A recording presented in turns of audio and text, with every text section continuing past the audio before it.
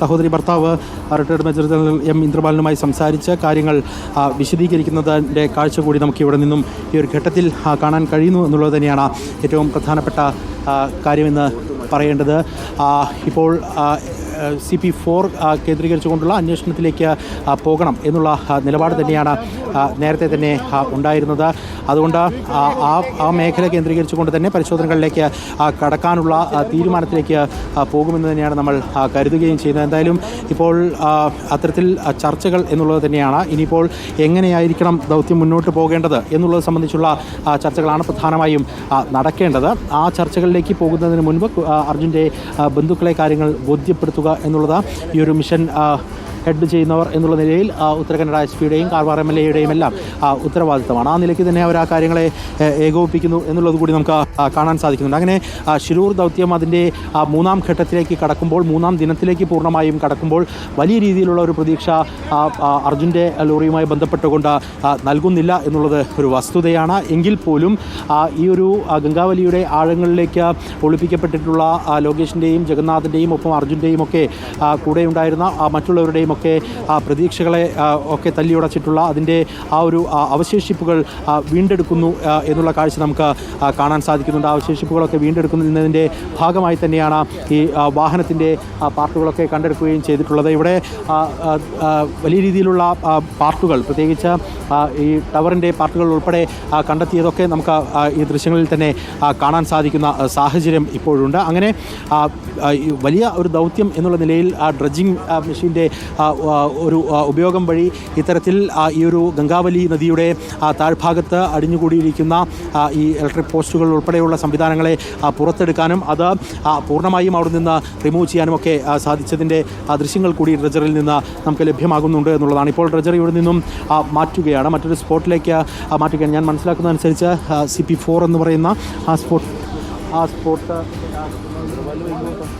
തന്നെ ആണ് ഇപ്പോൾ ഡ്രഡ്ജർ മൂവ് ചെയ്യുന്നത് എന്നുള്ളത് തന്നെയാണ്. അങ്ങനെയെങ്കിൽ ആ മേഖലയിലേക്ക് എത്തിച്ചേർന്നാൽ അവിടെയുള്ള സാധ്യതകൾ എന്തൊക്കെയാണ്, അവിടെയുള്ള ലിമിറ്റേഷൻസ് എന്തൊക്കെയാണ് എന്നുള്ളത് സംബന്ധിച്ച് ഒരു വ്യക്തത വരും. ഇപ്പോൾ ഡ്രഡ്ജിങ് കമ്പനിയുടെ മേധാവിയുമായിട്ട് റിട്ടയർഡ് ജനറൽ മേജർ ഇന്ദ്രപാലൻ സംസാരിക്കുന്നുണ്ട്. നാളെ മുതൽ എങ്ങനെയായിരിക്കണം ദൗത്യം മുന്നോട്ട് പോകേണ്ടത് എന്നത് സംബന്ധിച്ച് അദ്ദേഹത്തിന് നിർദ്ദേശം നൽകിക്കൊണ്ടിരിക്കുന്നതിൻ്റെ ദൃശ്യങ്ങൾ കൂടി നമുക്ക് കാണാൻ സാധിക്കുന്നുണ്ട്. കാരണം ആ CP.4 എന്ന് പറയുന്ന കോൺടാക്റ്റ് പോയിൻ്റ് 4 എന്ന് പറയുന്ന ആ ഭാഗം എന്ന് പറയുന്നത് താരതമ്യേന വളരെ മണ്ണിൻ്റെ തോത് കൂടുതലുള്ള മേഖലയാണ്. അതുകൊണ്ട് തന്നെ അവിടെ അത് എങ്ങനെ നീക്കം ചെയ്യണം എന്ന് തുടങ്ങിയ കാര്യങ്ങളിലൊക്കെ തന്നെ ഒരു വ്യക്തത വരുത്തേണ്ടതുണ്ട്. ആ കാര്യങ്ങളിലൊക്കെ തന്നെ ചർച്ചകൾ പുരോഗമിക്കുന്നു എന്നുള്ളത് തന്നെയാണ് നമുക്ക് പറയാൻ സാധിക്കുന്നത്. നമുക്ക് ഇവിടെ നിൽക്കുമ്പോൾ മറ്റൊരു ദൃശ്യവും കൂടി പ്രേക്ഷകരിലേക്ക് എത്തിക്കാൻ സാധിക്കും. എത്രത്തോളം താഴ്ചയിലാണ് നമ്മൾ നിൽക്കുന്നത് എന്നുള്ളത് വളരെ പ്രകടമായി വ്യക്തമാവുകയും ചെയ്യും. അവിടെയാണ് ആ മണ്ണിടിച്ചിലുണ്ടായിരിക്കുന്ന പ്രദേശം എന്ന് പറയുന്നത്. ഏറ്റവും പുറകുവശത്ത് നമുക്ക് ആ കാഴ്ചകൾ കാണാൻ സാധിക്കും. അതിൻ്റെ ഏറ്റവും താഴെ ഭാഗത്ത് ഇപ്പോൾ വാഹനം കിടക്കുന്നു എന്ന് കരുതുന്ന മേഖലയിൽ നിന്നുകൊണ്ടാണ് നമ്മൾ നിലവിൽ സംസാരിച്ചുകൊണ്ടേയിരിക്കുന്നത്. അങ്ങനെ അവിടെ നിന്നും ഈ താഴേക്ക് പതിച്ച ഒരു അല്ലെങ്കിൽ മണ്ണിടിച്ചിലാണ് ഇത്ര വലിയൊരു ദുരന്തമുണ്ടാക്കിയിട്ടുള്ളത്. അർജുൻ, ലോകേഷ്, ജഗന്നാഥൻ ഉൾപ്പെടെയുള്ള ആളുകളെ ഇപ്പോഴും കാണാമറയത്ത് നിർത്തിയിരിക്കുന്നത് എന്നുള്ളൊരു വസ്തുത കൂടി നിലനിൽക്കുന്നുണ്ട്. എന്തായാലും ഇന്ന് ഈശ്വർ മൽപ്പയുടെ അസാന്നിധ്യം ഒന്നും തന്നെ അറിയിക്കാതെ ഉള്ള ഒരു മൂവ്മെൻ്റ് ആയിരുന്നു ഉത്തരകന്നഡ ജില്ലാ ഭരണകൂടത്തിൻ്റേത് എന്ന് പറയേണ്ടി വരും. കാരണം ഇന്നലെ വരെ സജീവമല്ലാതിരുന്ന ഈ ഒരു ഡ്രഡ്ജിങ് കമ്പനിയുടെ സ്കൂബ ഡൈവേഴ്സ് ഉൾപ്പെടെ സജീവതയിലേക്ക് എത്തുന്ന കാഴ്ചകൾ നമ്മൾ ഇന്ന് കണ്ടു. അവർ സ്കൂബ ഡൈവിംഗ് നടത്തുന്നത് കണ്ടു. പല ഘട്ടങ്ങളിലും ചില കണ്ടെത്തലുകൾക്ക് വേണ്ടി ആഴങ്ങളിലേക്ക് ഊളിയിടുന്നത് കണ്ടു. അങ്ങനെ സജീവതയിലേക്ക് എത്തിയൊരു ദിനം, ദൗത്യം മൂന്നാം ഘട്ടത്തിലേക്ക് കടന്നപ്പോൾ സജീവതയിലേക്ക് എത്തിയൊരു ദിനം എന്നുള്ള നിലയിൽ തന്നെ വേണം ഈ ഒരു ദിനത്തെ നമുക്ക് അടയാളപ്പെടുത്താൻ. പക്ഷേ അപ്പോഴുമുള്ള നിരാശ എന്ന് പറയുന്നത് വലിയ തരത്തിൽ നമ്മൾ പ്രതീക്ഷിച്ചതുപോലെ വലിയ അത്ഭുതങ്ങൾ ഒന്നും തന്നെ സംഭവിച്ചില്ല എന്നുള്ളതാണ്. നമ്മൾ ഇത്രയും നാളത്തെ കാത്തിരിപ്പിന് ശേഷം ഇങ്ങനെയൊരു ഡ്രഡ്ജിങ് നടക്കുന്ന ഘട്ടത്തിൽ നമ്മൾ പ്രതീക്ഷിച്ചിരുന്ന അർജുൻ്റെ വാഹനം കണ്ടെത്താൻ കഴിയും എന്നുള്ള പ്രതീക്ഷ തന്നെയായിരുന്നു. അതിൻ്റെ പാർട്ടുകൾ വലിയ രീതിയിലെങ്കിലും കണ്ടെത്താൻ കഴിയുമെന്നുള്ള പ്രതീക്ഷ തന്നെയായിരുന്നു നമ്മൾ മുന്നോട്ട് വെച്ചിരുന്നത്. പക്ഷേ അതുണ്ടായില്ല എന്നുള്ള അവസ്ഥ കൂടി ഉണ്ട്. ഇപ്പോൾ ടെക് ബോട്ടുകളുടെ സഹായത്തോടു കൂടിയാണ് ഈ ഒരു ഡ്രഡ്ജർ ഇവിടെ നിന്നും മൂവ് ചെയ്തുകൊണ്ടിരിക്കുന്നത്. CP4 കോൺടാക്ട് പോയിൻറ്റ് 4 എന്നുള്ള മേഖല നമ്മൾ പിന്നിട്ടിരിക്കുന്നത് ഞാൻ മനസ്സിലാക്കുന്നതനുസരിച്ച്. ഇനിയിപ്പോൾ തിരികെ ഈ നമ്മൾ കയറിയ മേഖലയിലേക്ക് മൂവ് ചെയ്യുമോ, അല്ലെങ്കിൽ ഇവിടെ നിന്നും ഇപ്പോൾ ദൃശ്യങ്ങളിൽ കാണുന്ന CP4 ഉൾപ്പെടെയുള്ള മേഖല കേന്ദ്രീകരിച്ചുകൊണ്ടുള്ള പരിശോധന നടത്തുന്ന ആ ഒരു പ്രദേശത്തേക്ക് പോകുമോ തുടങ്ങിയ കാര്യങ്ങളിലൊക്കെയാണ് ഒരു വ്യക്തത നമുക്ക് കിട്ടേണ്ടത്. എന്തായാലും അത് അല്പസമയത്തിനകം തന്നെ കിട്ടുകയും ചെയ്യും. അവിടെ ദൃശ്യങ്ങളിൽ തന്നെ കാണാം SP ഉൾപ്പെടെയുള്ള ആളുകൾ ഇപ്പോൾ retired major general M Indrapalan ഉൾപ്പെടെയുള്ള ആളുകൾ പരിശോധനകൾ പൂർത്തിയാക്കണം എന്നുള്ള കാര്യമാണ് പറയുന്നത്. പരിശോധനകൾ പൂർത്തിയാക്കി ശേഷം മാത്രമായിരിക്കും അദ്ദേഹത്തിൻ്റെ വിപുലമായ ഒരു പ്രതികരണത്തിലേക്ക് നമുക്ക് പോകാൻ സാധിക്കുക. കാരണം നേരത്തെ നമ്മൾ സംസാരിക്കുമ്പോഴും അദ്ദേഹം പറഞ്ഞിരുന്നത് ഈ ഒരു മേഖലയിലുള്ള മണ്ണിൻ്റെ തോതെന്ന് പറയുന്നത് വളരെ കൂടുതലാണ്. അതുകൊണ്ട് തന്നെ അത് പരിശോധിച്ച ശേഷം മാത്രമേ ആ കാര്യത്തിൽ ഒരു വ്യക്തത വരുത്താൻ കഴിയൂ എന്നുള്ളതായിരുന്നു. അങ്ങനെ ആണെങ്കിൽ നാളെ മുതൽ ദൗത്യം ഏത് നിലയിലേക്ക് പോകുമെന്നുള്ളത് സംബന്ധിച്ച് യെസ് കാർവാർ MLA ഇപ്പോൾ ഓക്കെ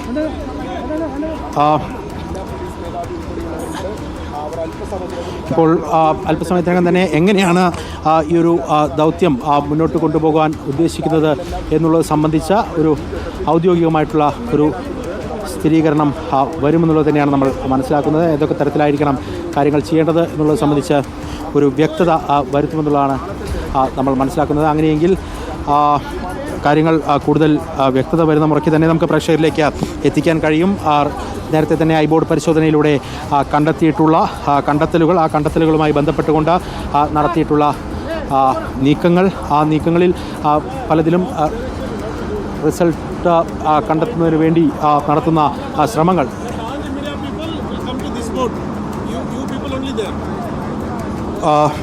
ഡ്രഡ്ജിംഗ് കമ്പനി ആളുകൾ മാത്രം ഇവിടെ നിൽക്കുക, ബാക്കിയുള്ളവരോട് മാറണം എന്നുള്ള നിർദ്ദേശം SP നൽകുന്നുണ്ട്. ആ ടഗ് ബോട്ടുകളിലേക്ക് മാറാനുള്ള നിർദ്ദേശമാണ് ഈ ഒരു ഘട്ടത്തിൽ വരുന്നത് എന്നുള്ളത് കൂടി നമുക്ക് പറയാൻ സാധിക്കും. എന്തായാലും അങ്ങനെ ഈ ഒരു ദൗത്യം അതിൻ്റെ മൂന്നാം ഘട്ടത്തിലേക്ക് കടക്കുന്ന ഘട്ടത്തിൽ കൂടുതൽ റിസൾട്ടിലേക്ക് പോകുക എന്നുള്ള ഒറ്റ ലക്ഷ്യത്തോടു കൂടി തന്നെ ആണ് കാര്യങ്ങളെല്ലാം തന്നെ മുന്നോട്ട് പോകുന്നത് എന്ന് തന്നെ വേണം അനുമാനിക്കാൻ. ഇനി മറ്റേതെങ്കിലും തരത്തിൽ ഒരു നീക്കം ഉണ്ടാകുമോ എന്നുള്ളത് സംബന്ധിച്ച് നമുക്ക് ഈ ഒരു ഘട്ടത്തിൽ വ്യക്തത നൽകാൻ കഴിയാത്ത സ്ഥിതിവിശേഷമുണ്ട്.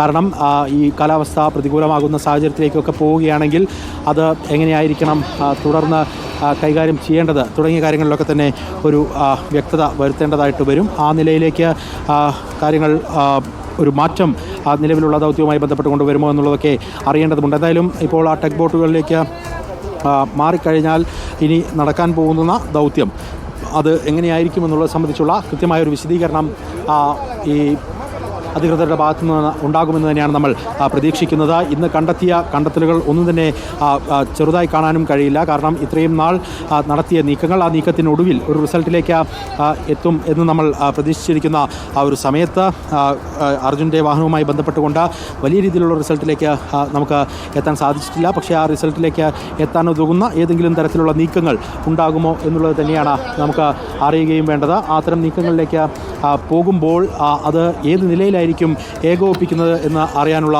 കൗതുകം കൂടി നമ്മളെ സംബന്ധിച്ച് ഉണ്ട് എന്നുള്ളത് തന്നെയാണ് ഏറ്റവും പ്രധാനപ്പെട്ട കാര്യമായിട്ടുള്ളത്. ഇപ്പോൾ നമുക്ക് കാർവാർ MLA ഉൾപ്പെടെയുള്ള ആളുകളെ ഈ മേഖലയിൽ കാണാൻ സാധിക്കുന്നുണ്ട്.